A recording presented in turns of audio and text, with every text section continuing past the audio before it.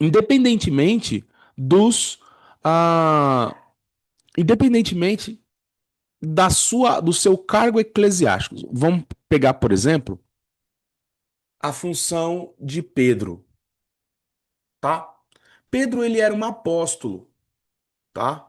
Pedro, ele era um apóstolo, chamado por Deus para ser apóstolo. Tem o seu chamado lá, no momento em que ele está lançando as redes, enfim, Jesus o chama para ser pescadores de homens. Ok. Outra função que nós vemos em Pedro é ser evangelista. E ser evangelista é pregar o evangelho, anunciar as boas novas do evangelho. Nós vemos Pedro lá em Atos pregando o evangelho. E pregar o evangelho é diferente de pregar a palavra, né? Pregar a palavra diz respeito a pregar o todo da palavra. O evangelho é unicamente anunciar as boas novas do Senhor Jesus, tá? Ele veio, morreu, ressuscitou, está vivo, né, e oferece um novo reino para todo aquele que nele crê. Esse é o papel do evangelista. E nós vemos Pedro pregando, falando sobre Jesus e pessoas aceitando. Nós também vemos Pedro com a função de profeta, porque lá nós vemos que ele teve visões. O Senhor enviando um, um, numa visão, isso é coisa de profeta, animais impuros e pedindo para ele comer esses animais impuros, né? E também o Senhor, por intermédio de visões, por intermédio de oráculos, dando a ele discernimento acerca das coisas. Então, isso é do profeta. Mas nós não vemos Pedro pastoreando. Pedro não é pastor. Em nenhum momento Pedro está numa comunidade, guiando uma comunidade, tá? Ele é apóstolo, evangelista, ele é profeta, tá? Mas em nenhum momento nós vemos no texto bíblico ele na função de pastor. Também não na função de mestre, né? Ele não senta para ensinar, né? Da maioria das vezes que ele está ensinando alguma coisa, é ensinando o evangelho, é pregando o evangelho, está ensinando, está apresentando, oferecendo as boas notícias do evangelho, tá? Diferente de João. João, nós vemos ele como um apóstolo, tá? Nós temos o evangelho de Pedro, de João, né? Que é um evangelho escrito pelo próprio evangelista, né? Ele é o próprio autor do evangelho, então ele prega esse evangelho de maneira escrita. Nós vemos o João como profeta, lá na ilha de Patmos, escrevendo o Apocalipse, tendo visões. E nós também vemos o João como pastor, porque vai dizer que a tradição e também o texto bíblico indica que João foi pastor da igreja de Éfeso, tá? E nós temos lá nas cartas pastorais, na primeira, segunda, terceira carta de João, nós temos as cartas pastorais como se ele estivesse recomendando as pessoas, enfim, tá? Então nós temos o João, apóstolo, evangelista, profeta, pastor e também, né, querendo ou não, mestre, dado a natureza dos seus ensinos, tá? E tanto a função do Pedro quanto a função do João era de bispo, tá? O cargo eclesiástico que eles tinham. Eles não carregavam um cargo eclesiástico de pastor, apóstolo, evangelista e mestre. Essa era a função que eles desempenhavam dentro da igreja. Já o cargo, eles eram reconhecidos como bispos da igreja. Tá? Eles não eram conhecidos com cargo, né, pela comunidade eclesiástica, com cargo de apóstolo. Não havia esse cargo. Essa é a função dele. Aquilo que eles desempenhavam e a comunidade reconhecia esse apostolado, reconhecia essa profecia, reconhecia esse pastorado. Mas o seu cargo, que era designado, o cargo designado era o cargo de bispo. Assim também é com Timóteo. Timóteo é pastor da igreja de Éfeso também. Só que o cargo dele é o cargo de bispo. Ele é chamado de bispo. O presbiterói, né? O presbítero é a mesma coisa. Bom? Bispo, presbítero, né? O episcopado. O que eu estou querendo dizer? Que ao longo do tempo houve uma mistura entre cargo e função. Porque, às vezes, a pessoa é designada eclesiasticamente para exercer uma função que Cristo que designa, né? Por exemplo, Cristo designou alguém para o pastoreio. Isso é um dom de Cristo, segundo Éfeso. O pastorado, o evangelismo, a profecia, o ensino, tudo isso diz respeito a um dom, a uma ordenança, a um mandamento do próprio Cristo. Isso significa que pode ter, quando, por exemplo, eu tenho bispos na igreja, pessoas, né, que são ordenadas para comandar essa igreja, ajudar essa igreja. Só que nesse bispo eu preciso ver as funções de Cristo, né? Ele precisa apresentar o apostolado, ser um evangelista, ser um profeta, talvez, pelo menos pastor, né, mestre. Isso nós vemos em todos aqueles que são designados para cuidar, para estar como mensageiro da igreja dentro de uma comunidade, tá? Então, o que eu estou querendo falar para vocês? Pastor é uma função, não é um cargo, né? Pastor, pastoreado, o ser evangelista, o ser mestre, isso é uma função dada por Deus para servir a igreja. São funções que Deus, que Cristo concede, são características que Cristo concede ao ser humano para que esse sirva no aperfeiçoamento dos santos. Tá bom? E aí a teologia pastoral não diz respeito só ao cargo eclesiástico pastoral, mas diz respeito a todos os desafios que surgem no exercício do aperfeiçoamento da comunidade dos santos. Eu vou repetir. A teologia pastoral é a reflexão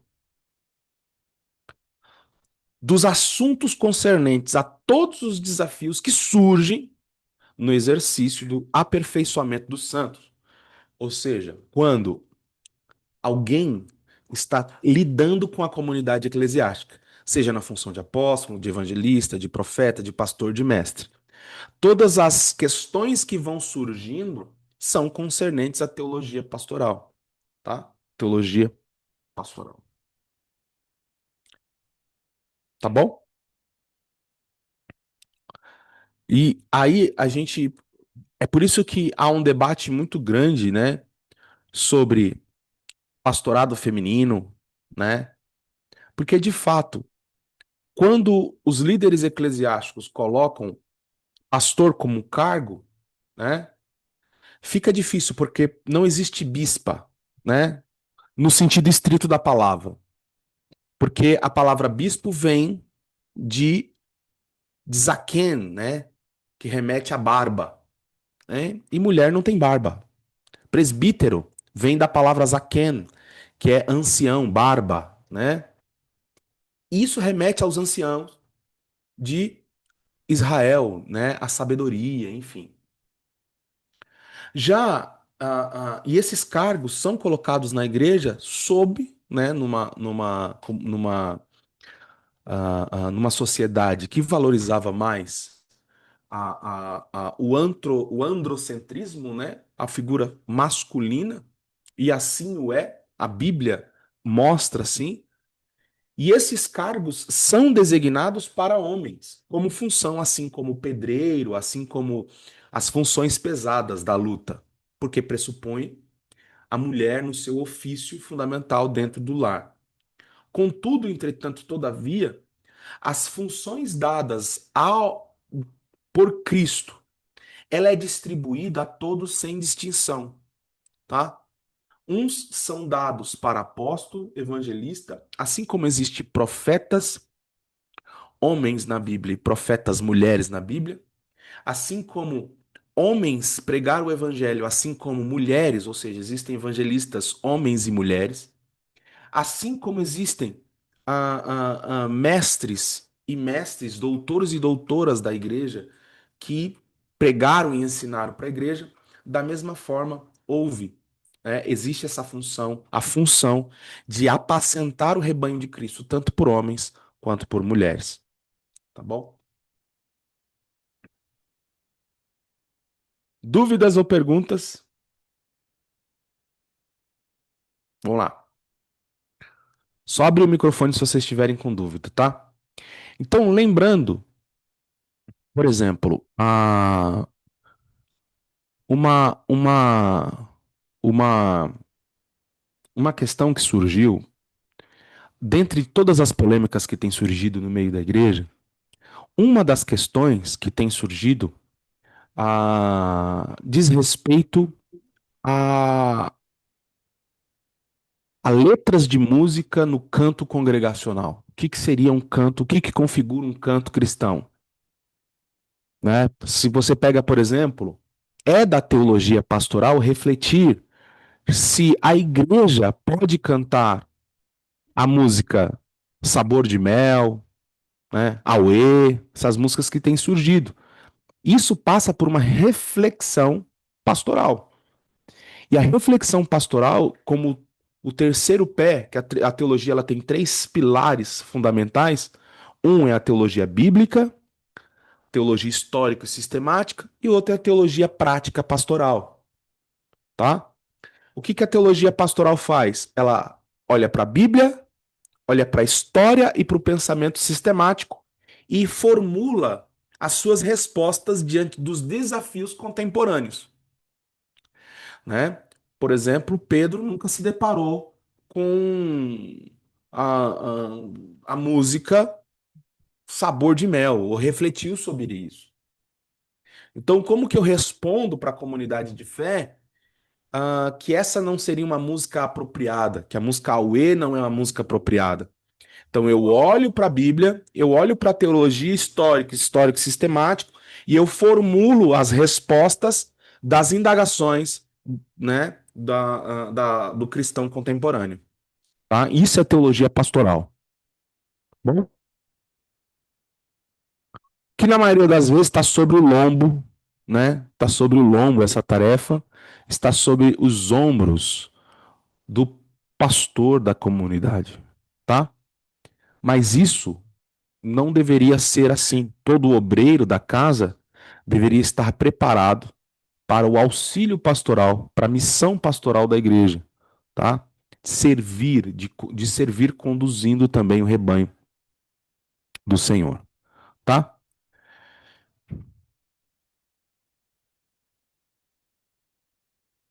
E na tela 1 aqui. Pastorear é conduzir pessoas a Cristo por meio da devoção, fé e conhecimento de Deus. Daqui deste mundo para a eternidade no céu com Deus. Não é uma tarefa simples, pois exige do obreiro comprometimento, sabedoria, força para lidar com as intempéries que surgem no caminho. Porém, é um trabalho glorioso, pois não há coisa melhor do que investir na eternidade em Deus e com Deus, onde as coisas não fenecem, né? E não são transitórias. Bem, eu recentemente eu escrevi uma apostila. Estou quase concluindo. Só um minuto, deixa eu pegar ela aqui.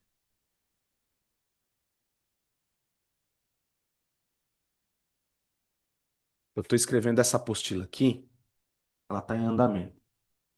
Chama-se Chamado Ministerial e seus Desafios, tá? E estou preparando esse material para apresentar. Eu apresentei no Imersão que eu fiz para os obreiros e eu estou aprimorando para um curso para obreiros que eu estou preparando, né? E eu li um texto, um livro chamado Vocação Perigosa. Esse livro é muito bom, porque fala que o chamado pastoral, ele é muito perigoso. E não tem nada de fácil, nada de simples, E o que ele tem, na verdade, são muitas nuances, né? Muitos detalhes de perigo, né? É uma vereda perigosa. E hoje nós estamos vivendo uma época, né? Isso entra no capítulo 2 dessa apostila que nós vamos, do livro que nós estamos estudando, sobre a ética, o cuidado pastoral, porque nós estamos vivendo uma época de extrema, anotem, apostasia pastoral.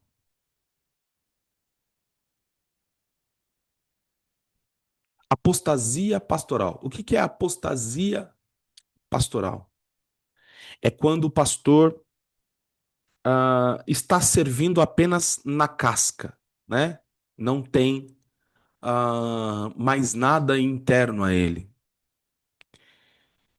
E no livro, o autor ele fala que a queda de um pastor ela não acontece repentinamente,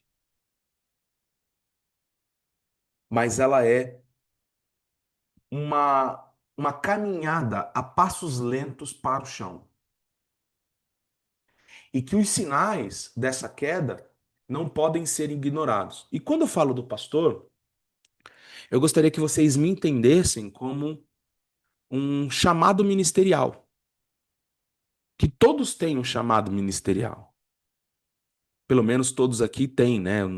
Não sei se todos aqui são obreiros da casa do Senhor, mas pelo que eu lembre, né, todos possuem tarefas aqui de líder com mulheres, líder com crianças, né? Pastor, nós temos o Gleidson, nós temos o pastor Josué, nós temos aqui, enfim, os irmãos que são do ministério, são do ramo ministerial, são obreiros da casa do Senhor.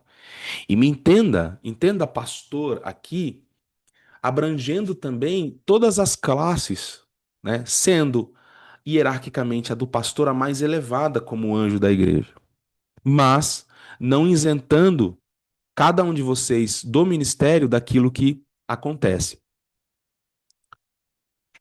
Nós temos vivido esse tempo de apostasia ministerial e recentemente algumas notícias têm chegado, né, e com mais frequência essas notícias têm chegado de que pastores estão caindo.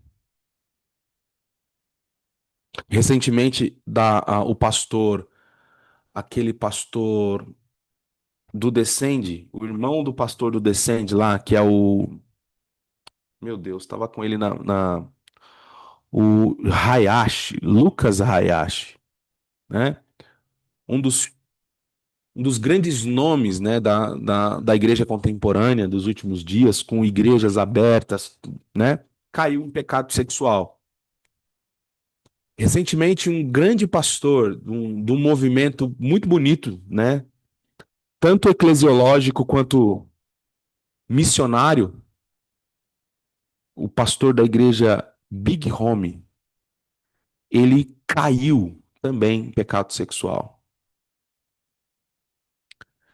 E essas quedas em pecado sexual, o livro Vocação Perigosa, ele mostra que é desrespeito a um dos sintomas de que todos aqueles que estão sobrecarregados no ministério pastoral começam a sentir.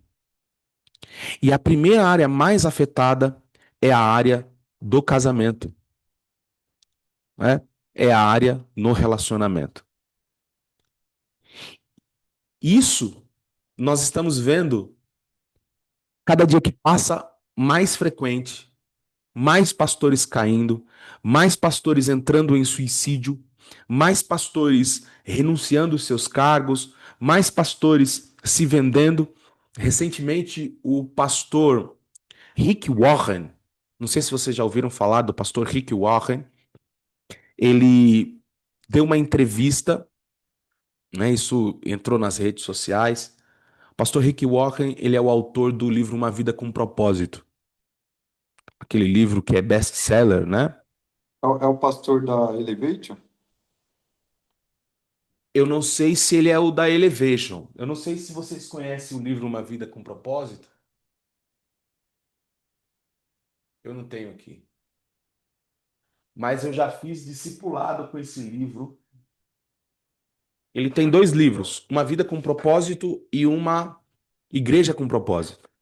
Esse Uma Vida com Propósito, ele é muito conhecido, é um best-seller muito grande, mas recentemente o autor do livro, a autora de um livro chamado Pastores à Venda, denunciou um movimento que acontece nos Estados Unidos, no qual o pastor Rick Warren está envolvido, que é o investimento pesado de pessoas que querem implantar ideologia na igreja e usam esses pastores influentes para que essas ideologias penetrem dentro da igreja. E o Rick Warren foi nessa denúncia, Rick Warren ele está sendo financiado por um milionário, um multimilionário que é homossexual e quer que a ideologia homossexual fique mais flexível dentro das igrejas. Então, na igreja, no livro Uma Igreja com Propósito, nós já vemos o Rick Warren escrevendo em apoio a o movimento de que pastores eclesiásticos precisam entender que esse é um movimento divino e que essas coisas precisam estar mais flexíveis, né? E aí nós vemos pastores como Luciano Subirá, Tiago Brunet e tantos outros passando pano para tudo isso que acontece porque são da mesma corrente, né?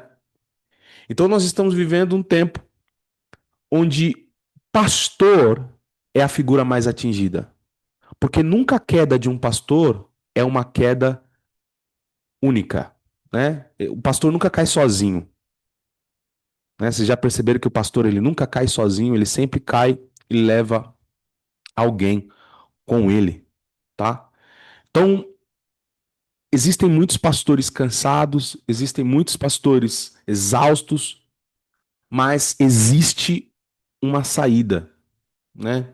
Existe uma maneira de fazer o ministério pastoral e se blindar, né, de todos os problemas que têm acontecido. E esse livro, Vocação Perigosa, ele apresenta, e no meu curso eu apresento ele. Eu apresento essas questões, né? O, aqui, o autor ele começa falando sobre o privilégio de ser pastor, né? Ah, e de fato, é um privilégio. É um privilégio muito grande ter esse título, né? Ter esse título pastoral, né? Isso é um chamado dado a homens a qual Deus confia, né? A sua mensagem, o seu nome, e é de fato um privilégio muito grande receber essa função. Mas o grande engano, como eu disse, é de achar que isso é fácil. Quem não é verdadeiramente chamado dificilmente conseguirá lidar com os desafios propostos pelo ministério. Porém, aqueles que estão no Senhor convictos de sua tarefa, indubitavelmente triunfarão, andando de glória em glória, de vitória em vitória, né? Aqui fala sobre o privilégio, né? A teologia pastoral é a disciplina que trata dos diversificados aspectos que envolvem um pastor, né? Escolhido por Deus para amar e cuidar de um rebanho. Ele usa MacArthur aqui para trazer a sua reflexão sobre o que é a teologia pastoral, né? É a escritura, a teologia pastoral é aquele ramo da teologia cristã que lida com o ofício, os dons e a função do pastor. Sendo um estudo teológico, a teologia pastoral procura refletir aquela autorrevelação de Deus que confere testemunho às escrituras, mediada pela tradição, refletida por meio do raciocínio crítico, incorporada à experiência pessoal e social, tá? Então, lembrando que a perspectiva do livro é trazer a teologia pastoral para o ofício do pastor, para a função de pastor, tá bom? A teologia pastoral também é conhecida como pastoralia, O seu nome técnico derivado do latim trata-se de um dos ramos da educação teológica que se preocupa com os labores pastorais teóricos e práticos. Varia consideravelmente dependendo de cada denominação ou instituição de ensino teológico. A prioridade é dada à vida espiritual pessoal do indivíduo que está sendo treinado, né, ao seu treinamento nas Sagradas Escrituras, ao desenvolvimento da sua sensibilidade às necessidades das pessoas, as habilidades com as quais poderá servir bem ao próximo, ao lado prático do ministério para com os enfermos e outros, em comparação com as agências sociais, governamentais, a efetivação dos cultos nominais e especiais, como a ministração de ordenanças, casamentos e funerais. Né? Então aqui fala do labor do pastor, né?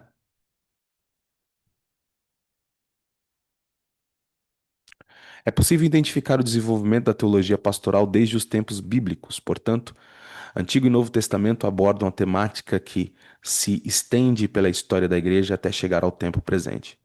Se nós olharmos, por exemplo, os reis de Israel são chamados de pastores, né, que apacentam o povo de Deus. Moisés foi um pastor que arrebanhou o povo de Deus. Josué foi um homem que arrebanhou os, ah, ah, os, o povo de Deus, né? Agora eu te pergunto, se é uma função, Deus dá, né? Deixa eu melhorar a minha pergunta. Uma pergunta para vocês. Um pastor de verdade, chamado por Deus, com o chamado de Deus para a sua vida, um pastor que tem o chamado real em sua vida. Você, além de Deus, a comunidade também reconhece esse chamado. Um pastor que ele pode perder o seu ministério pastoral?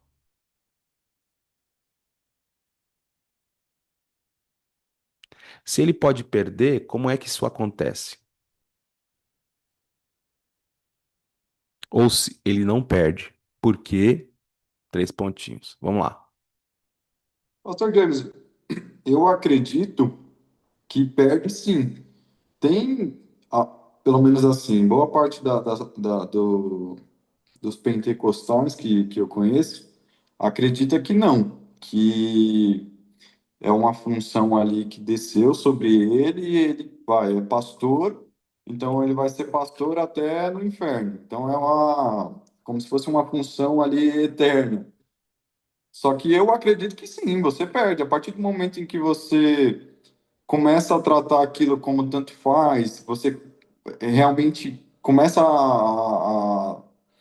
a não exercer mais o seu chamado, você cai, você anda em uma vida completamente distinta àquilo que é a sua função. Eu acredito que isso aí já reflete a perda, né?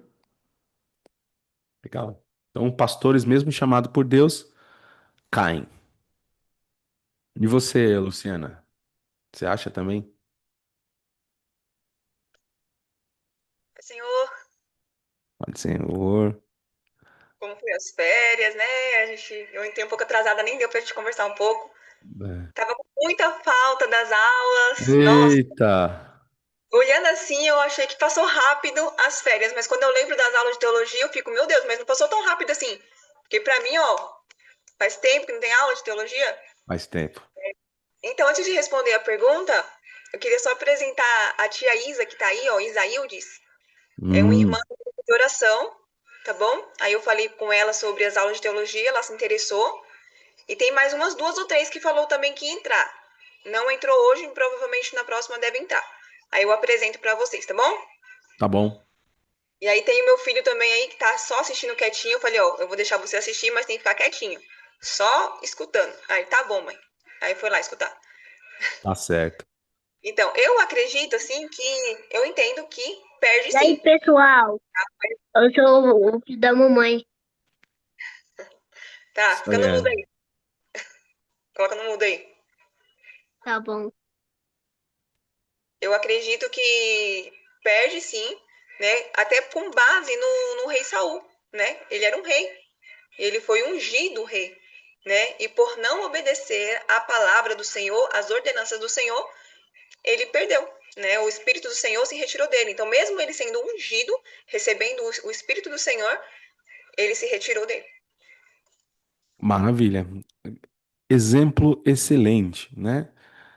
Saul foi alguém, né, que foi ungido por Deus, que foi designado para ser um pastor, um líder, né, do povo de Israel, mas teve o seu ministério rasgado por causa de desobediência, né? Então, sim, né, homens e mulheres caem e perdem as suas funções, ah, ao passo que desobedecem o Senhor, tá? E aí eu pergunto, qual que é a principal função do pastor? Ou quais são as funções de um pastor? Orientar espiritualmente, Que mais? aconselhar, é, fazer um acompanhamento, discipular, ensinar, direcionar. E aí? Fala mais aí. Fala, Luciana, também. Qual que é a função do pastor dentro de uma comunidade? Cuidar das suas ovelhas. Como? Como o Gleidson falou, né? Primeiro ele vai aconselhar, se cair, ele vai, né? Como um pastor, ele vai deixar as 99 e vai lá atrás da uma que está perdida. Então vai buscar ali, vai curar suas feridas espirituais, no caso, né? Vai derramar ali um bálsamo de cura. Acredito que o pastor é mais assim, né? Um anjo da igreja, então tá ali direcionando o povo do Senhor, ensinando a palavra do Senhor, corrigindo se precisar e cuidando. Isso para mim é cuidar mesmo. Certo. Michele. Michele foi jantar. E nada, tô aqui, pai. Ah, É que os bichos subiram toda hora aqui em cima de mim. Então, acredito que seja tudo isso que o Gleicialo falou, acrescentando mais um pouco, conduzir, né, as ovelhas ao caminho certo, né, que é a Jesus Cristo. Como o próprio Senhor, ele nos dá aquele exemplo do pastor que apacenta as ovelhas, né? Então, acredito que seja também uma das funções conduzir, né, as ovelhas ao caminho certo. Uma vez que ele conduz a ovelha a estar na direção certa, né, a ouvir sempre a voz do Espírito Santo ali, como o próprio Jesus ensinou, quando ela ouvir a voz daquele que não é o seu pastor, ela não vai seguir outro caminho, né? E sim vai seguir, vai estar ali naquele foco, naquela direção. maravilha. Bem, a função pastoral ela se resume a uma única tarefa, uma, uma única palavra.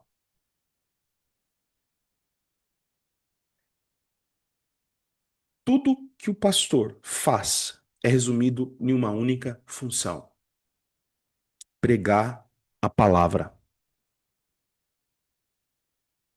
Essa é a única função de um pastor.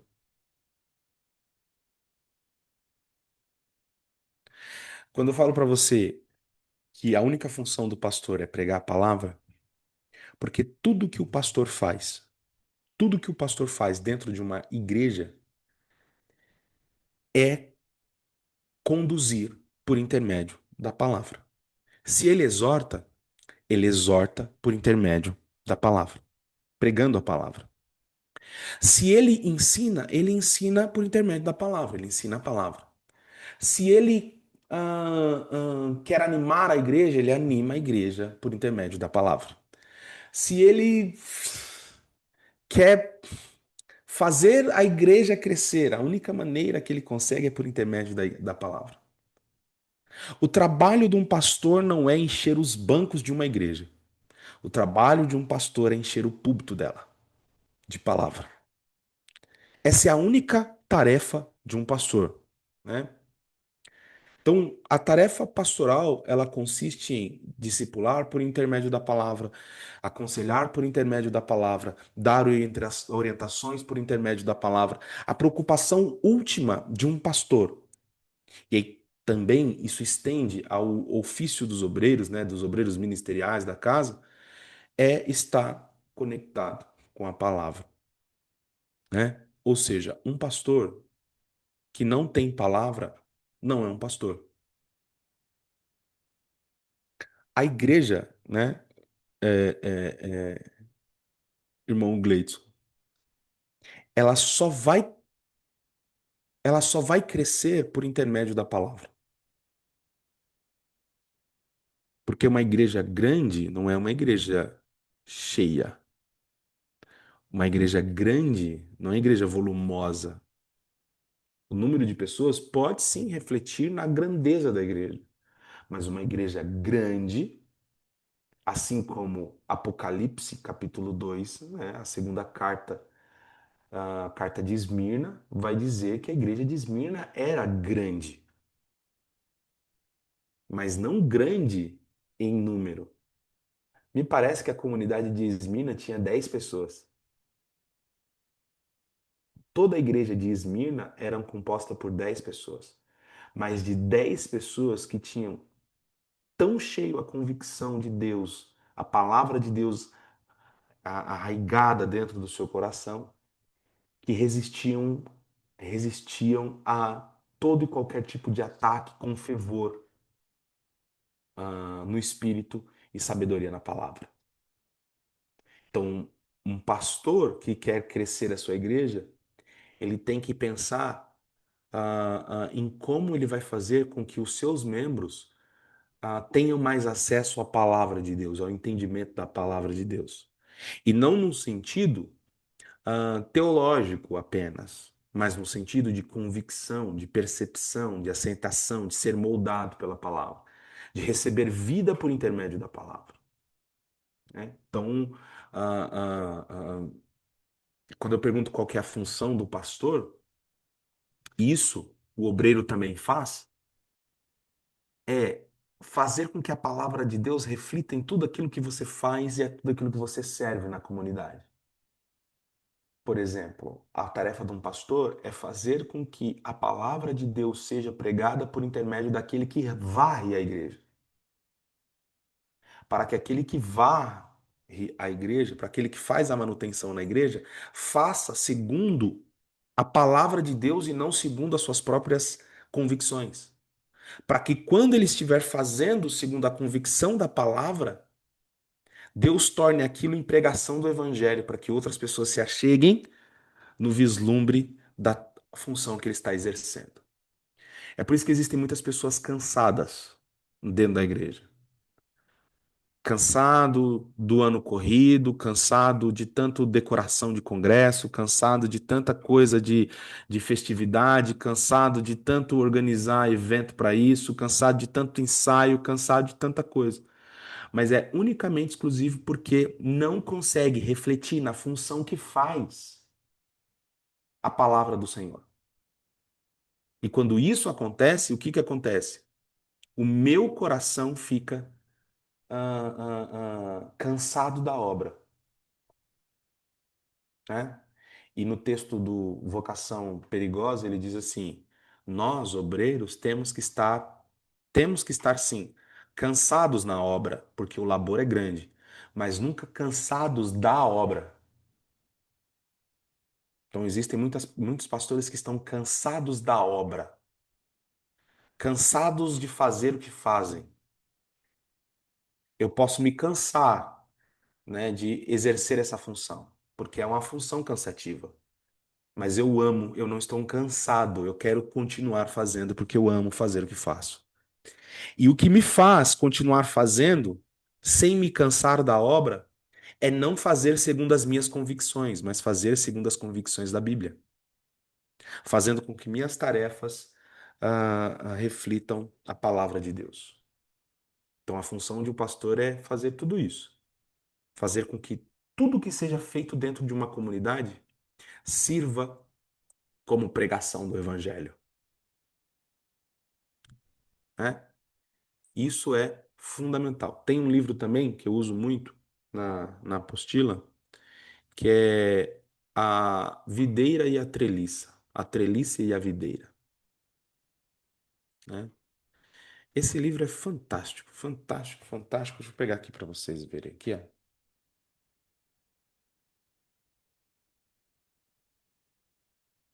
Eu vou pegar aqui para vocês.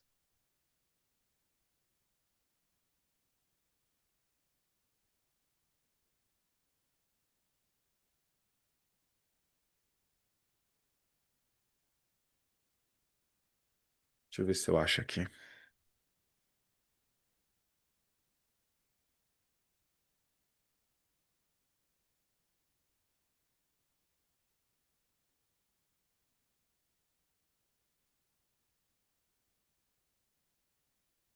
Só um minutinho.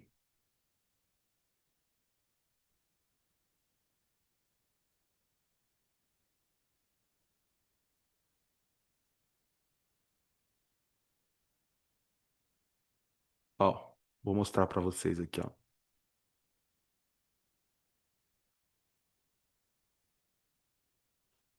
Isso aqui é uma videira, né? É uma imagem de inteligência artificial. Então, só um exemplo, né, de como é, tá? Mas é basicamente isso. A videira. E aqui nessa armação, nessa estrutura, ao lado, nós temos a treliça, que é essa gaiola, porque a videira, ela é uma planta trepadeira, né? E ela não pode ficar com o galho pendido para baixo, nem também esse galho pode encostar no chão. Por quê? Veja que a videira ela tem o ramo, tem o tronco, o tronco principal. E os galhos, eles precisam estar recebendo o nutriente desse galho, né, que é a videira verdadeira. Mas se o ramo encostar no chão, ele brota raiz. E ele começa a receber nutriente no ramo. Isso, apesar de ser uma coisa boa, né, né, não é, porque, na verdade, ele, como ele não, além de estar conectado à videira verdadeira, ele agora quer ter uma nova raiz. Isso impede seu crescimento, né? Isso, na verdade, apodrece o ramo, né? E aí, o que que o viticultor faz? Ele constrói essa armação, né? Existem armações de madeira, existe armação de nylon, existem diversos tipos de armação para que a planta cresça, fique sempre suspensa, né, e possa dar os seus frutos. Agora eu pergunto, nessa imagem, a treliça é importante? Sim ou não? Faz um joia que sim. Certo. A videira é importante? Quem é mais importante? A videira ou a treliça?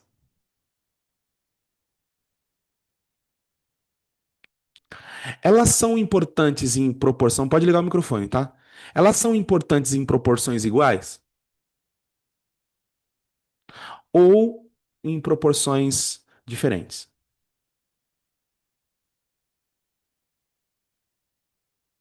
Acredito que iguais, 50-50. sim. Certo. E você, Luciana? Também acha? Michele, Priscila, Pastor Josué? Tudo Não, certo, senhor. todos são necessários, mas a Eu videira vou. é o ideal, é o principal. Fala mais, estou ouvindo. A videira, por exemplo, ela pode continuar viva sem a treliça, mas sem o tronco não consegue ficar vivo. Os dois são importantes, porém a videira é muito mais. E aí, Luciana? Michele?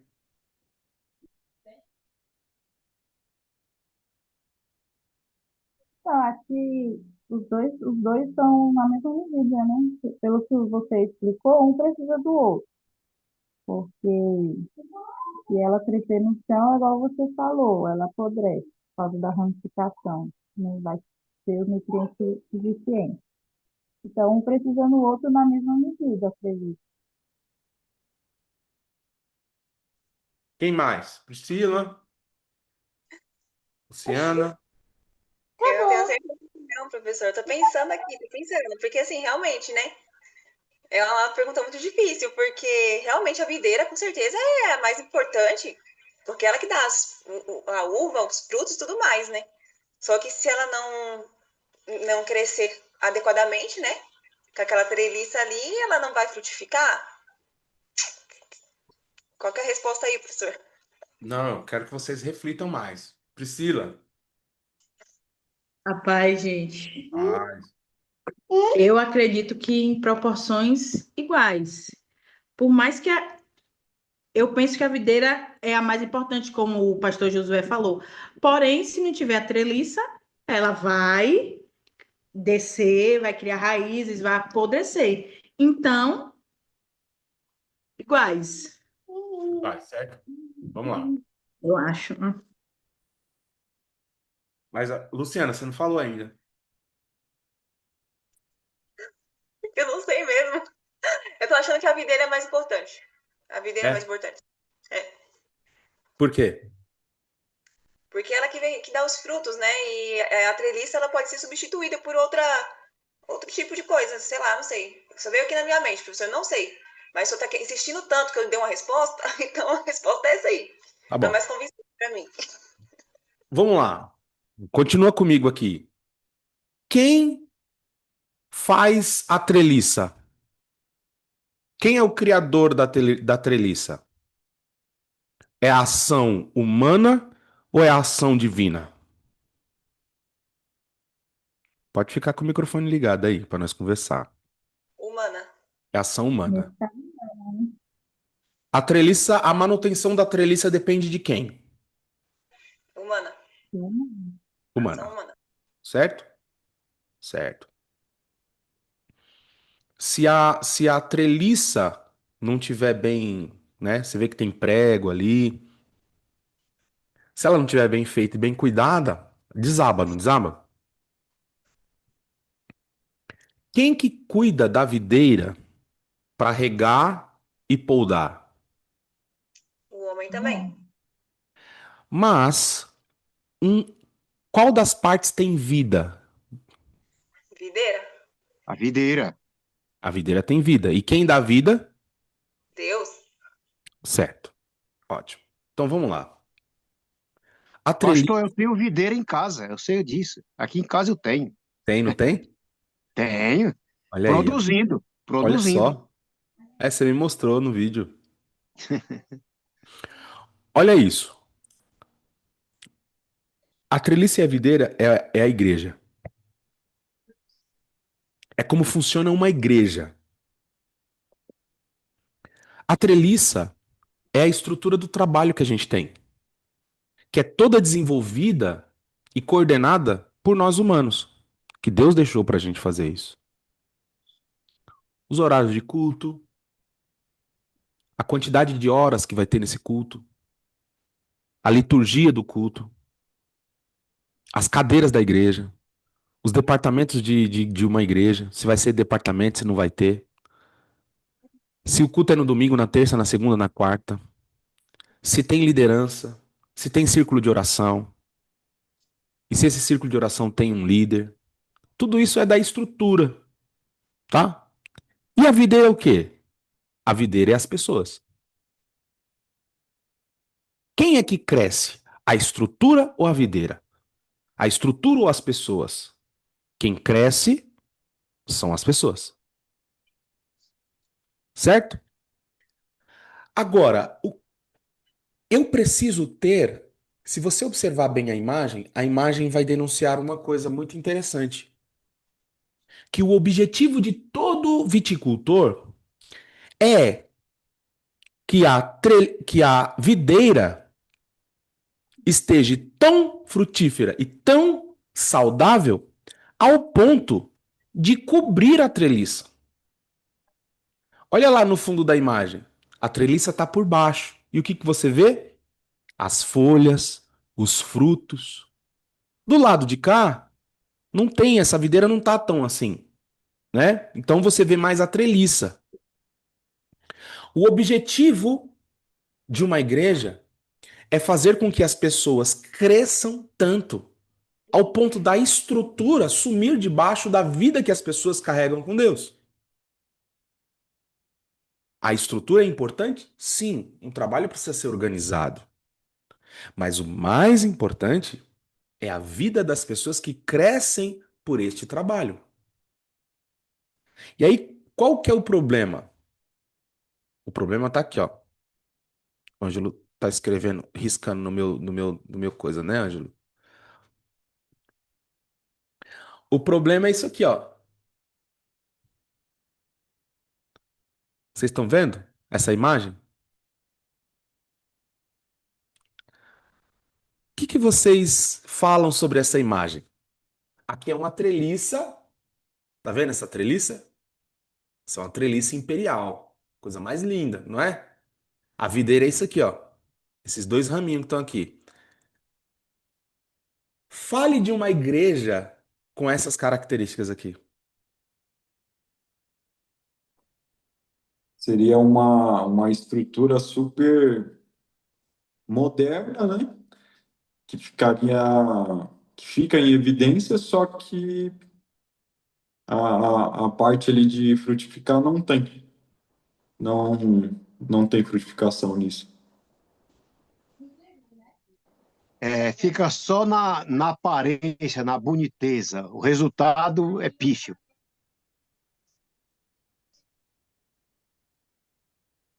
Então, diante dessa resposta, em que eu devo investir? Veja que nessa imagem aqui, olha a treliça.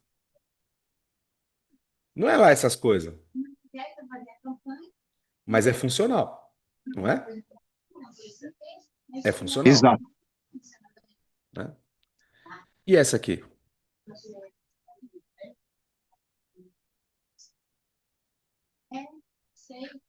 Essa aqui é funcional, só que talvez quem cuida dessa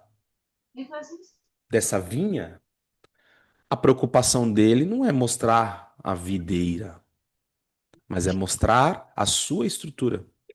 A sua obra, o seu feito. Quem que está aparecendo aqui? A obra humana.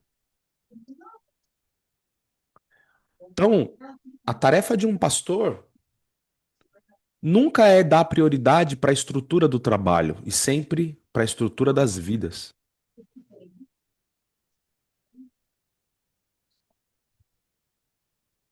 É forte, pastor.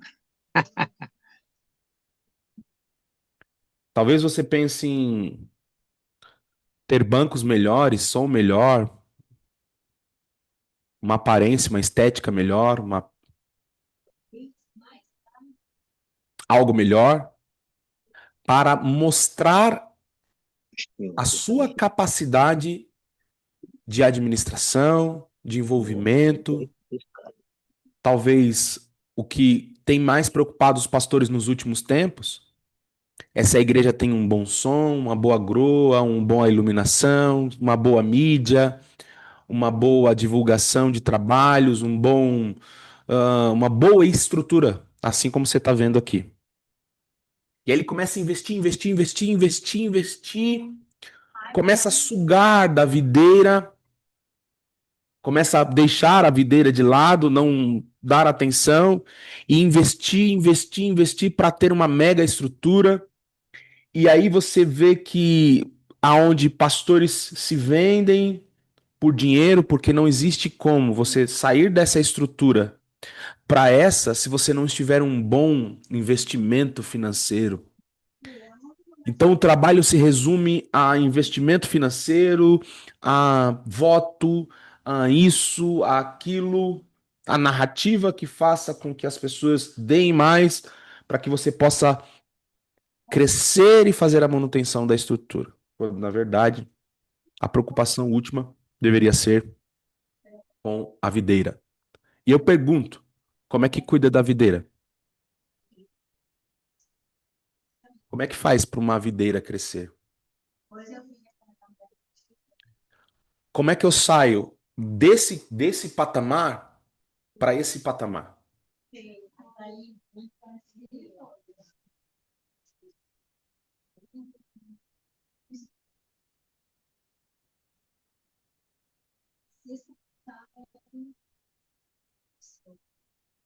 Posso falar, pastor? Pode, É, pode em falar, vez depois eu de, quero ouvir o Gleidson, ouvir sim, o Luciano. é, pastor, em vez de investir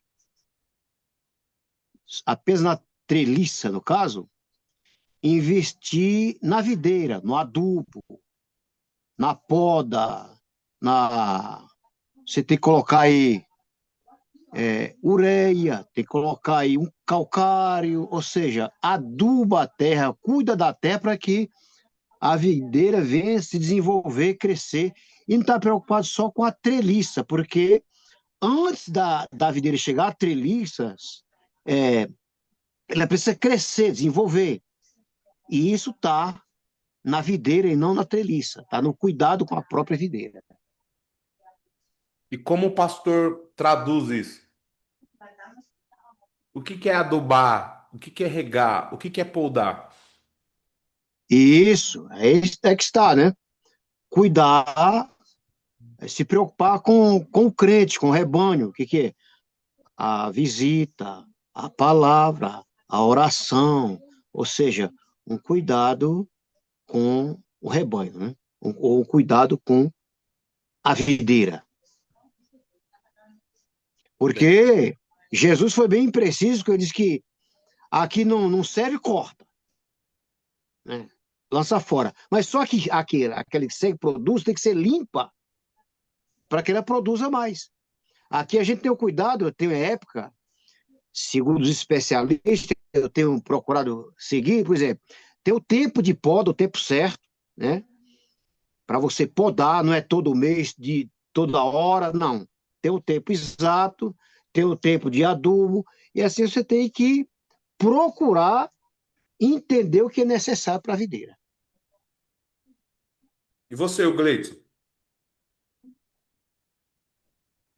Pastor James, é, eu acredito que existem certos tipos de videira que elas são mais carregadas, né? Elas têm mais frutos.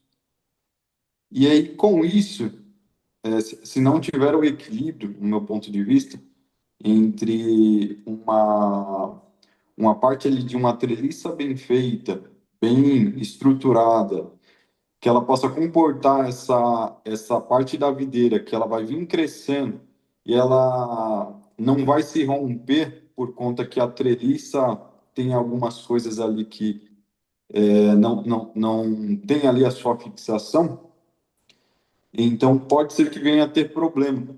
Então acredito que deve ter um equilíbrio entre a, a, a, o cuidador ali da videira, ele saber qual que é o tipo de videira ali que tem uma proporção de crescimento grande, e aí ele vem com uma estrutura proporcional para aquilo. E aí fazer com que tanto a estrutura suporte a videira, quanto a videira também, que gere muitos frutos, ela consiga ali se sustentar e não quebrar e morrer de vez.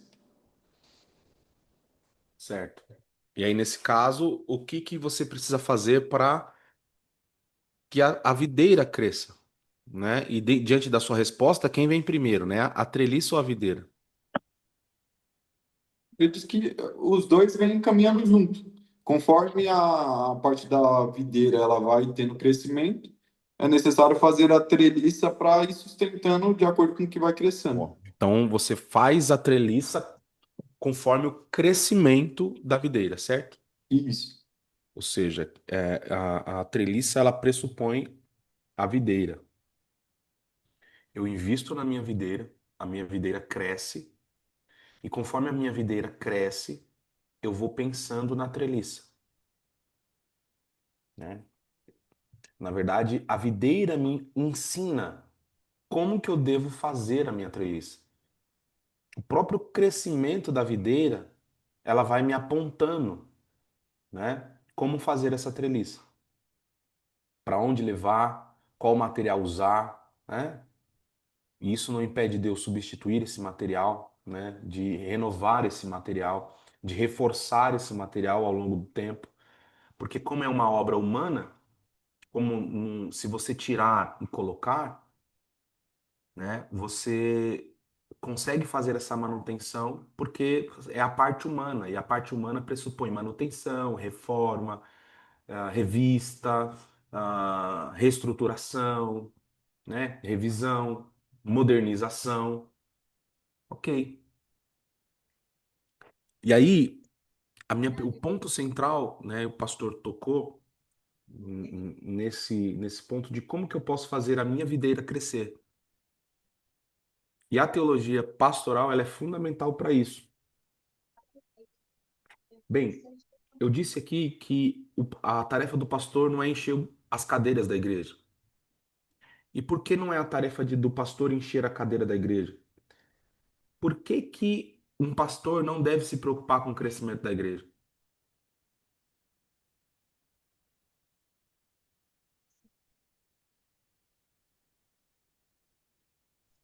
Agora, pastor, fiquei preocupado, porque o pastor tem sim que se preocupar com o crescimento da igreja. Não.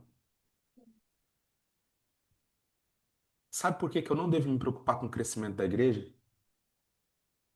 Porque o crescimento não depende de mim. A Bíblia diz o quê? Paulo plantou, Apolo regou, E mas Cristo deu o Deus, crescimento. Deus dá o crescimento. mas quem dá o crescimento é Deus. E por que que Deus dá o crescimento? Porque eu não consigo esticar a planta. Eu não consigo fazer essa planta produzir. Eu não consigo fazer ela soltar ramo novo. Eu não consigo. A única coisa que eu consigo fazer é adubar, podar, levantar, mas eu não consigo fazer ela crescer, porque vem do natural, então eu não posso me preocupar com uma coisa que não está na minha alçada para fazer. Eu não me preocupo com o crescimento do meu filho, porque eu não consigo esticar ele. Eu não consigo fazer ele amadurecer, porque eu sei que esse crescimento é natural. O que que eu faço? Eu dou comida, eu ensino, eu dou comida e ensino, repreendo, corrijo, para que ele cresça fisicamente, moralmente também, e que tenha estabilidade nas duas A áreas, grossura dessa videira, né? A né? grossura. A grossura dessa Tem muitos videira. pastores que chegam na reunião e perguntam, mas por que que essa igreja não cresce? E essa é uma pergunta errada. Sabia que a pergunta por que que a nossa igreja não cresce é a pergunta mais errada? Qual que é a pergunta certa? O que está impedindo a nossa igreja de crescer? O que que está impedindo? Essa é a pergunta. Né? Porque se o meu filho não cresceu, foi alguém que impediu ou algo que está impedindo dele viver algo que é natural, um crescimento. Um crescimento. Uma criança cresce para a fase adulta. Se ele não está crescendo, ou ele está doente por desnutrição, por enfermidade, ou alguma coisa está acontecendo. Porque o crescimento ele é natural. Assim é a igreja. A igreja, ela possui um crescimento natural e orgânico. Se a igreja não está crescendo, alguma coisa está a impedindo de crescer. E a pergunta central que tem que ser feita para toda a comunidade de fé que professa o nome do Senhor Jesus Cristo é por que que essa igreja não cresce?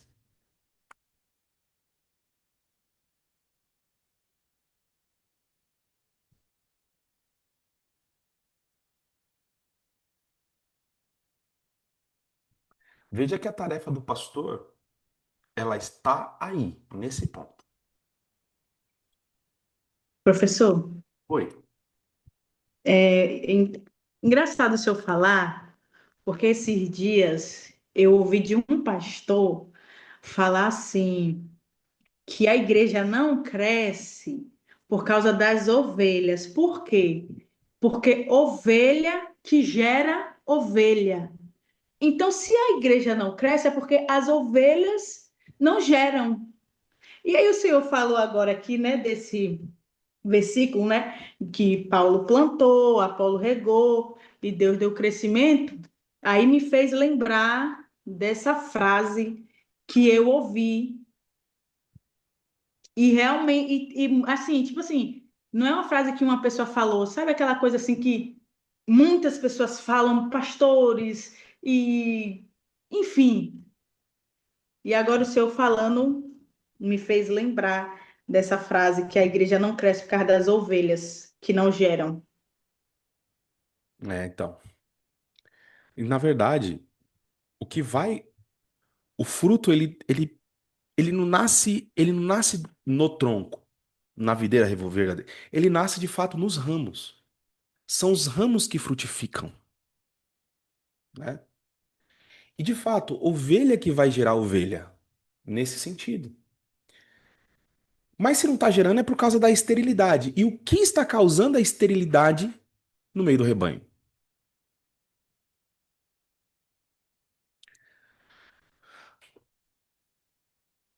Veja que a tarefa não é tão simples. E essa reflexão, ela é pastoral. Lembra? Não do pastor unicamente, mas ela é pastoral no sentido do corpo ministerial da igreja, dos obreiros da casa, daqueles que se dispõem a trabalhar na comunidade e servir a comunidade. Né? O que está impedindo essa comunidade de crescer? O que está trazendo esterilidade para esse rebanho? Né? Uma vez que é normal num rebanho de ovelhas o relacionamento dessas ovelhas, o rebanho crescer das próprias ovelhas. Se não está crescendo, veja que é uma coisa natural, que nós estamos remetendo a coisas naturais, o que é que está impedindo? Bem, a resposta está na Bíblia. O que Paulo fez para crescer? O que Apolo fez? Plantou. Plantou o quê? O outro veio e regou. O que é regar? O que eles fizeram? Né? Um plantou. Plantou o quê? Plantou a semente da palavra, o evangelho. O outro regou. Como? Explicando o evangelho. Reforçando os ideais do evangelho. E o Paulo fazia isso. Ele pregava o evangelho, falava o evangelho, reforçava os ideais do evangelho, tesourava tudo aquilo que era ameaça a esse evangelho, podava esse evangelho, adubava esse evangelho com interpretações do Antigo Testamento. Então, Romanos é um adubo, Efésios é um adubo. Então você vê que ele planta, ele vai e prega, né? Ele faz as viagens missionárias em Atos, ele está plantando. Quando ele escreve a carta, ele está adubando, ele está podando, ele está cuidando. Quando ele visita uma igreja, ele está ali discipulando, andando junto, conversando com os líderes, ensinando, falando é por aqui, ansiando estar junto desses líderes. E o crescimento da igreja? O crescimento da igreja de Romanos, o crescimento da igreja de Corinto, da igreja de Éfeso, vem naturalmente. O que ele fez? Ele pregou, ele adubou, ele podou, ele levantou, ele andou junto, ele esteve junto, né? Então, o trabalho pastoral consiste nessa tarefa, né? A tarefa de plantar, adubar, regar, estar junto, estar perto, né?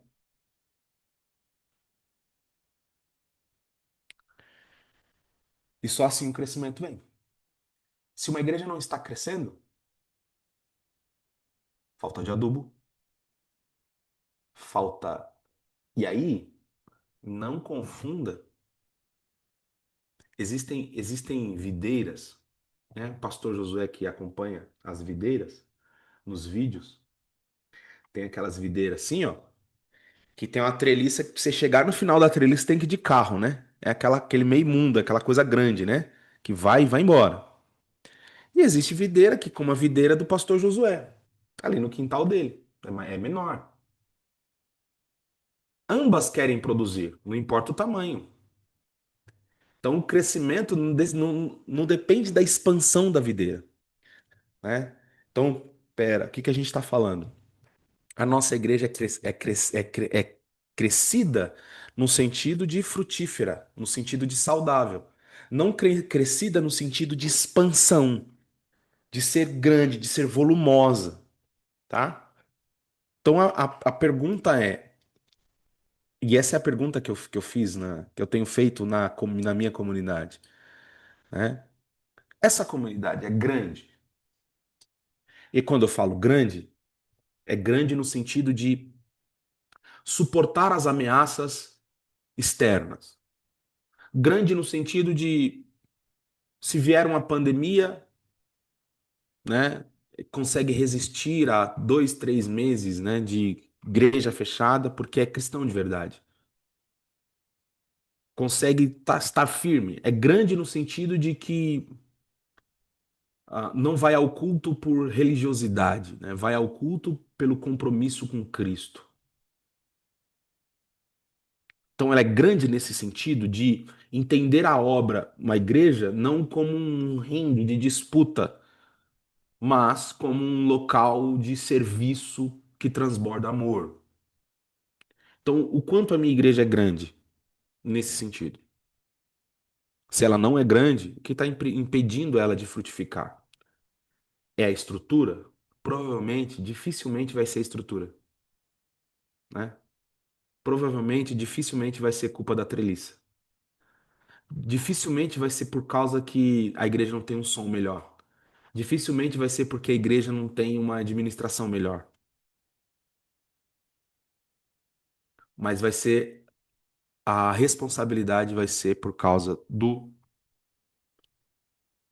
da palavra, né? E como que eu posso fazer para que a palavra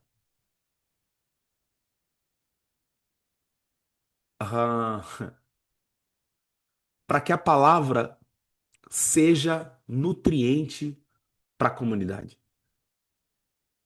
Como fazer para a palavra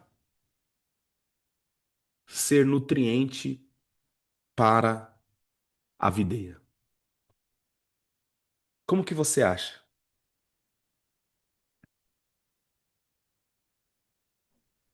Fazendo um filtro,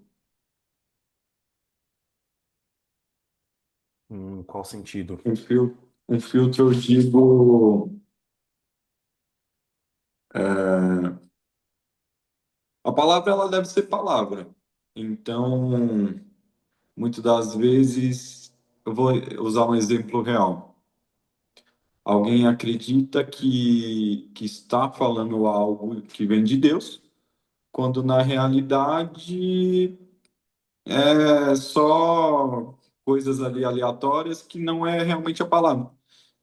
E aí acredito que isso faz com que, às vezes, a igreja infle, só que aí não, a palavra não atinge o coração, porque na realidade não teve palavra no caso, né? Muito bem. Mas ainda assim, eu insisto em dizer que a palavra, porque você já teve a sensação de começar algo com muita empolgação e no meio do caminho a coisa parece que desandar, degringolar e você não saber para onde está indo? Sim, Ou a sensação de que começou todo mundo de mãos dadas, mas no meio do caminho dispersou? Isso acontece muito, ainda mais quando se diz respeito à palavra. Você prega uma palavra de correção na igreja? Você prega uma palavra de correção na igreja e você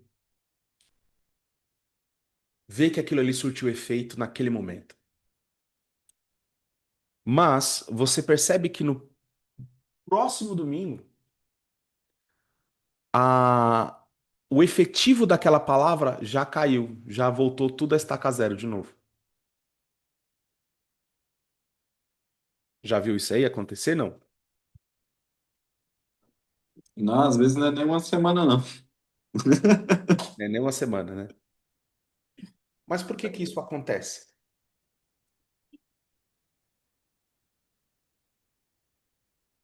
Eu acho que é o mal do século, né?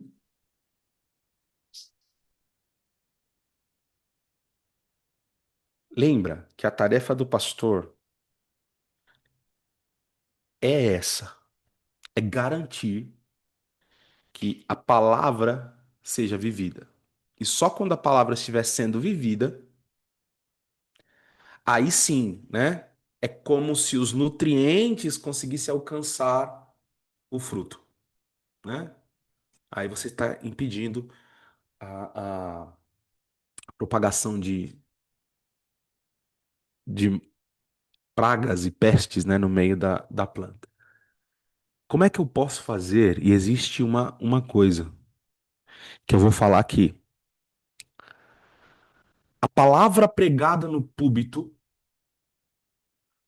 a palavra pregada no púlpito e ensinada no púlpito, para ter efetividade e gerar e continuar gerando frutos, ela precisa continuar ecoando na mesa. É só na mesa que a palavra ela consegue alcançar o seu ponto máximo.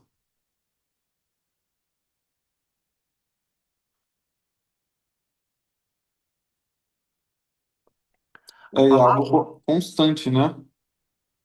Porque vai um líder, um pastor, ele não consegue. Vou dar o exemplo da videira, né? A videira começa a crescer e aí fica grande. Então, uma pessoa só, às vezes, não consegue fazer isso, né? Da mesa. Mas aí, quando ela se divide, aí quando tem um líder, ele divide em outros líderes, essas outras pessoas conseguem ser alcançadas na mesa. agora veja que você identificou um bom problema e talvez você consegue construir um trecho dessa treliça para que aquela parte da videira que quer crescer, que precisa crescer, cresça de fato. E qual é? É uma estrutura onde a palavra do altar continue reverberando na mesa. Quando eu falo mesa, é a mesa de partilha, é sentar para tomar um café. Mas se não sentar para tomar um café, é para fazer fofoca. Sentar para tomar um café, para conversar com a pessoa e continuar reverberando aquilo que foi pregado no domingo. Chegar para aquela pessoa e não querer ensiná-la, né? Porque o discipulado não é ensinar uma pessoa como ser cristão. O discipulado são duas pessoas aprendendo e partilhando juntas e crescendo para atingir o padrão de cópia de Cristo. Isso é discipulado. Então é você ouvir e ser ouvido, falar e ouvir. Sentar à mesa, partilhar uma refeição em comum, né? Seja lá o que for, um café, um pastel, e dedicar tempo, né? Não como uma coisa mecânica, mas tempo como cristãos que conversam e partilham, levando o fardo uns dos outros. A palavra que é pregada no altar, ela precisa continuar na mesa. E só assim uma igreja alcança sucesso e crescimento, de fato. Talvez o pastor não dê conta de fazer isso. E veja que há um. Não soa um tanto quanto estranho você pensar que numa igreja você tem um único nome responsável por mais de 500 pessoas?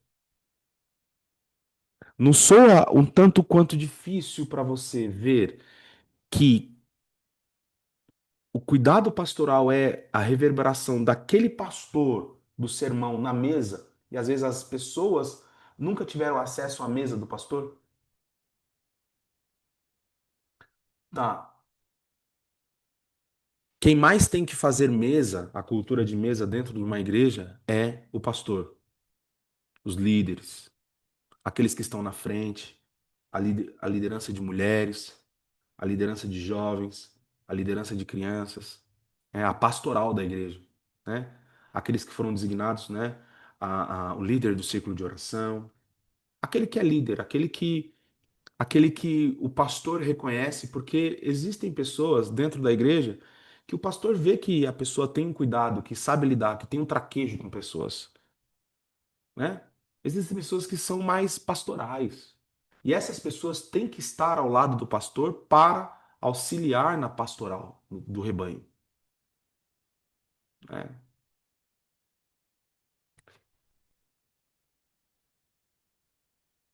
Deixa eu ver aqui mais.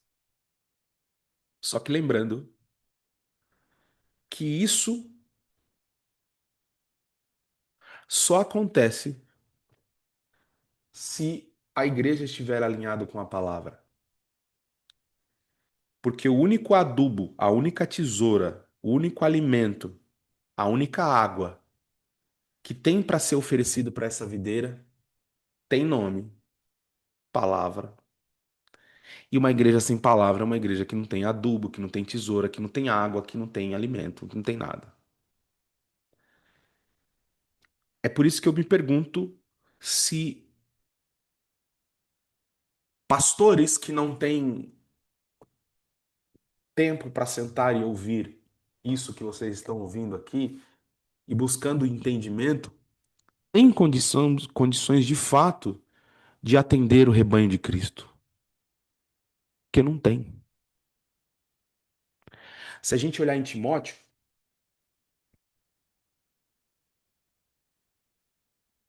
pegar aqui Timóteo. Vou abrir aqui no computador.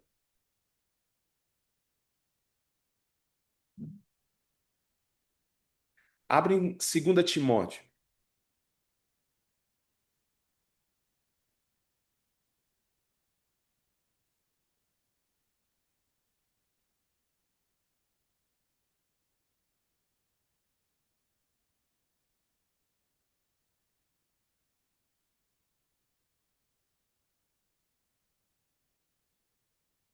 Capítulo 1, versículo 6. Eu posso projetar aqui se vocês quiserem.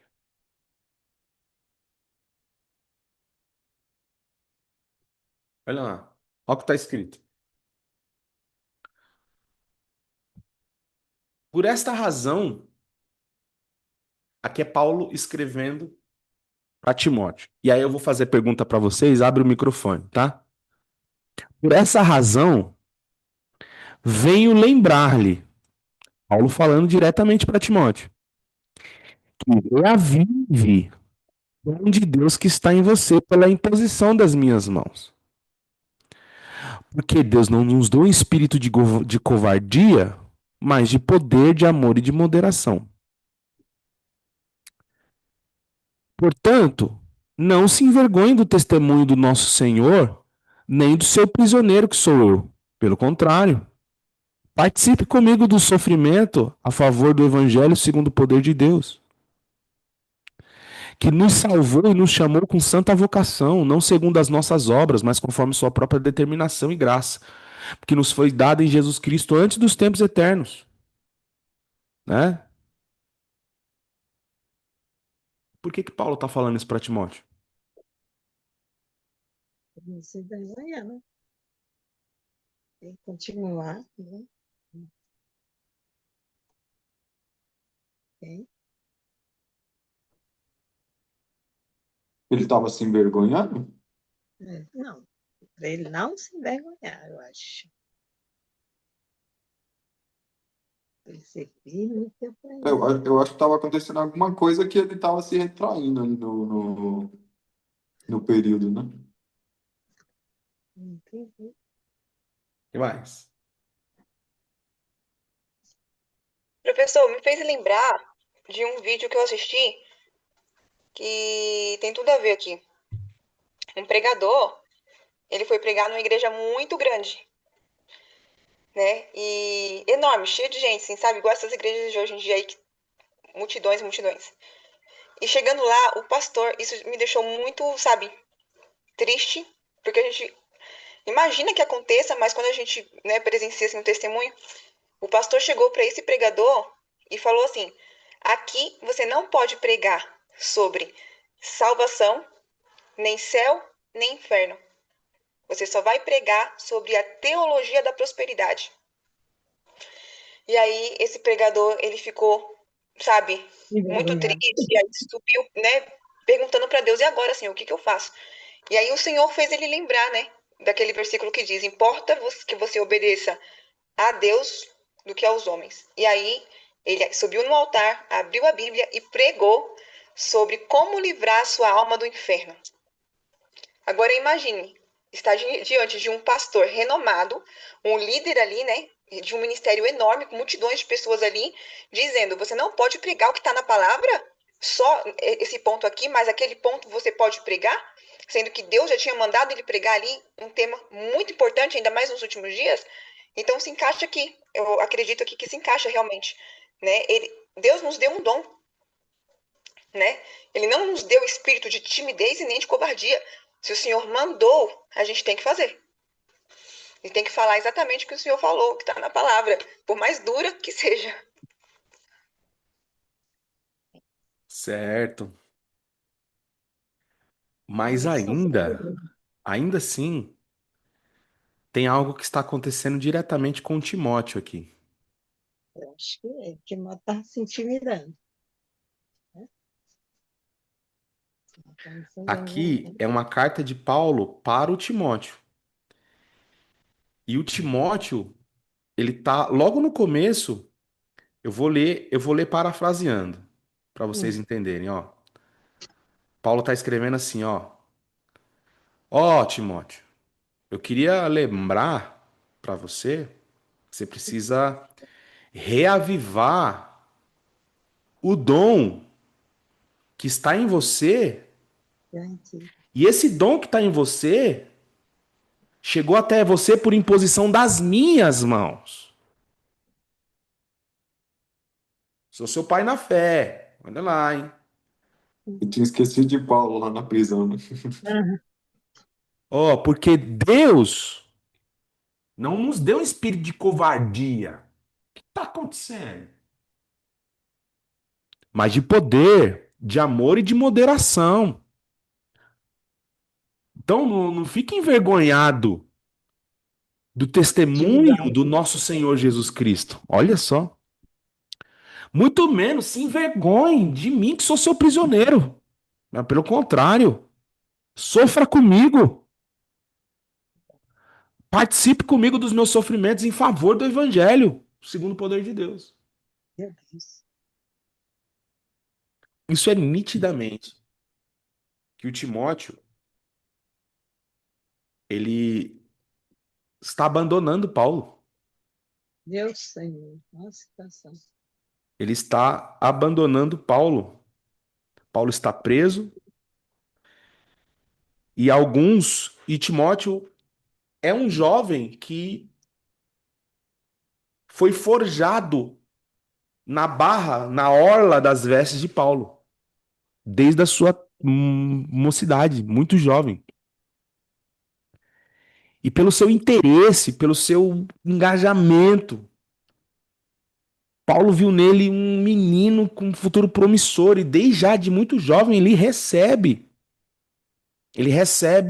a unção e ele passa a ser, ele é colocado como líder da igreja de Éfeso, uma das maiores igrejas da época do Novo Testamento. A igreja onde o apóstolo João foi pastor, uma igreja que tem a carta de Éfeso, né? É uma igreja que tem a carta de Éfeso exclusiva aos Efésios, do apóstolo Paulo, e que tem a carta de Éfeso lá no Apocalipse. Então, uma igreja muito forte, muito proeminente. E aqui nós vemos que quando o Paulo está preso, Timóteo começa a se envergonhar dessa prisão. Não é fácil, não. E ele começa a se distanciar dos ensinamentos do apóstolo Paulo. E ele é o quê? Pastor. Pastor eleito, pastor ungido pela mão, pela Você deu imposição, guarda-chuva pra ela? pela, Desde a pela imposição das mãos do apóstolo Paulo. E agora ele está virando as costas para o apóstolo Paulo. E aí vem a carta. O apóstolo Paulo poderia fazer muito bem, como esses líderes eclesiásticos fazem, né? Se fosse hoje uma igreja grande e o Paulo fosse um bispo e o Timóteo fosse um pastor de uma igreja que é de Paulo, se fosse nos dias de hoje, o que que o bispo faria? Simplesmente ia destituir Timóteo do cargo, colocar de disciplina e expulsar da igreja. Porque é assim que acontece. Tá querendo medir força comigo? Tá querendo me peitar, peitar a minha liderança? Foi eu que te ungi. E agora você está traindo a minha liderança? Você está traindo aquilo que eu confiei a você? Está querendo roubar o ministério, dividir a igreja? Mas ao invés de cortar, o que que o apóstolo Paulo faz? Ele instrui. Ele instrui. Ele envia uma carta falando: ei, você pode produzir frutos ainda. Você pode produzir muitos frutos. Mas você não pode se esquecer disso e disso e disso. Então ele senta, isso aqui é mesa. Isso aqui é pastoral. Ó, ele senta com Timóteo e fala: ei, volta, volta, porque o lugar de produzir fruto é esse aqui. Esse aí que você está indo, você não vai produzir nada, você vai morrer. Veja qual que é a característica de Paulo, mesmo sendo abandonado, sendo na iminência de ser abandonado, ele não liga, ele está preocupado com o fruto. Ele senta com Timóteo, ele escreve uma carta para Timóteo, fala para Timóteo voltar, lembrar, reavivar, reanimar a vocação que ele recebeu por imposição da mão de Paulo. Isso aqui é a tarefa de um pastor.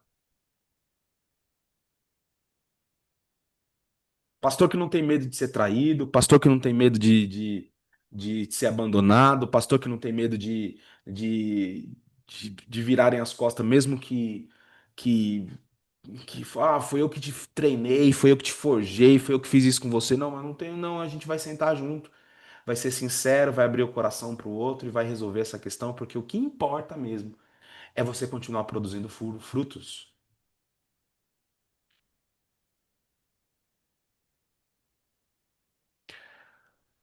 Bem, eu acho que dá pra gente encerrar aqui nossa aula de hoje.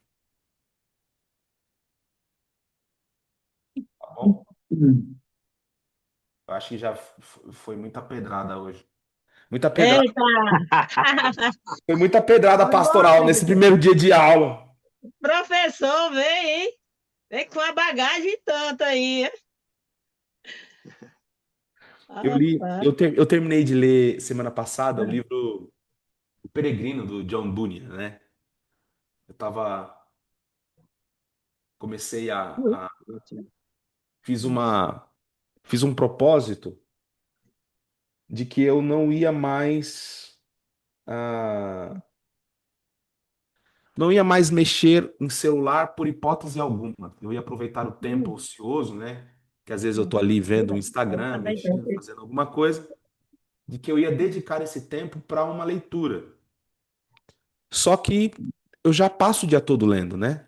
Eu já passo lendo academicamente muitos textos, né? Inclusive, daqui a pouco eu tô indo para Curitiba, né? Para o Paraná, vou lá para PUC, vou lá para um congresso lá daqui a pouco, tem que chegar lá às 7 horas da manhã amanhã, né?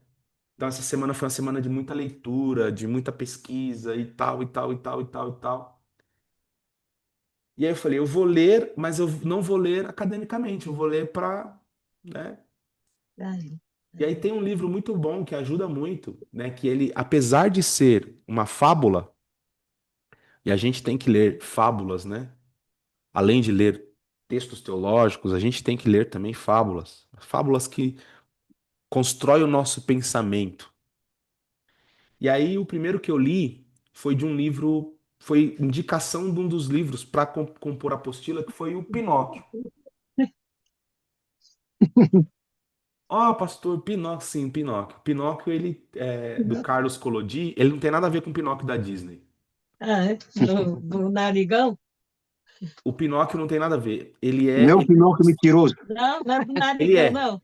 ele é, só que ele é, não é aquela coisa bonitinha, fofinha da Disney. Ele Ah, é meu Deus. perverso de natureza, sabe? Ele é perverso. E ele, Ixi. uma vez que ele sai da casa do pai, porque o Pinóquio é inspirado na história do filho pródigo, Hum. Hum, uma vez que ele sai da casa do pai, ele nunca mais consegue voltar. Ele tenta voltar o tempo todo, mas ele não consegue voltar. E à medida com que ele vai indo, é um filho pródigo sem retorno. só que no final ele consegue. Só que ele apanha Hum, muito, ele sofre muito. Eita. Ele sofre muito e à medida com que ele vai sofrendo, ele vai tendo o caráter moldado. ah, E no final ele tem a transformação, né? E isso mostra a trajetória do filho que saiu de casa, é uma expansão da história do filho pródigo.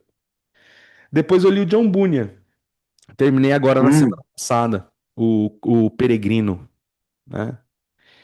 E o engraçado é que Peregrino.